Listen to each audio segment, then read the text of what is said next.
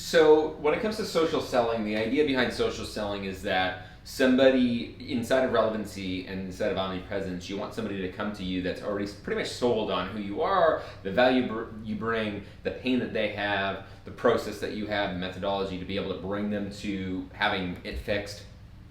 And so the idea behind social selling is really a conversation, right?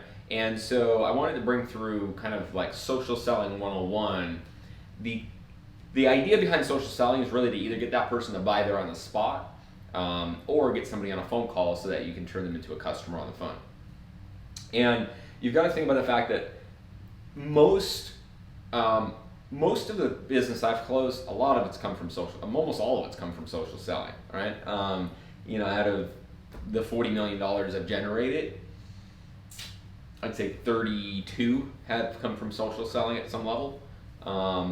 And it's all great to have all these automations, but it's coming from either social selling of a salesperson I've hired or myself, whether it be in the Instagram DMs or email or getting somebody to a phone call at the end of the day. And social selling could even be in person really when it comes down to it. Here's just some things to kind of think about and make sure you understand, because social selling is not about selling, it's about really conversations. So first off, you want to create ways to start conversations. So whether that's in your email, hey, hit reply if you like this. In your Instagram, hit me in the DM, ask me that question. You want to get people just responding to you, engaging with you from a comment perspective outside of the main social platform. So you don't necessarily, if once you get somebody into an intimate conversation, your ability to then create curiosity, right?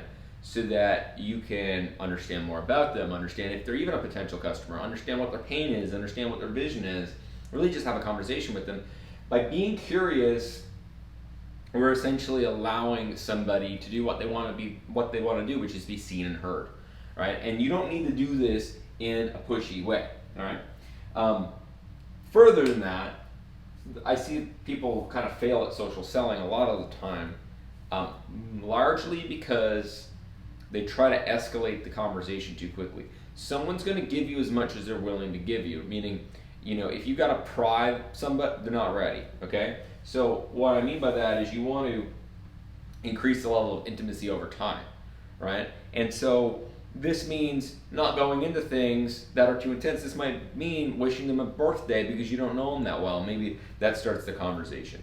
It might be the fact that they liked your post and you just say, hey, listen, I wanted to give you this other thing, right? Or once you get to a point where you've talked to them for a while, it might be just, hey, how's everything going? I just wanted to see, how everything's going. You got to realize that social selling is about being there, right? It's another level of omnipresence, another level of being in their life and getting attention towards you.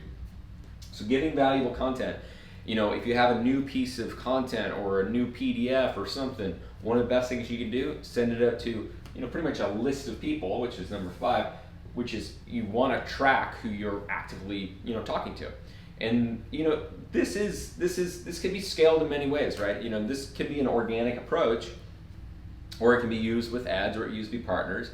You can hire someone to literally do this entire process, acting as you, to reach out to people and build relationships with them. And, you can have it, utilize a contact relationship management software, a CRM, to be able to track all this stuff.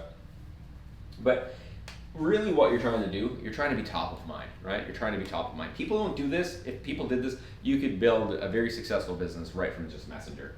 And then, utilize your content, your relevancy. You wouldn't even need to necessarily use paid ads, right?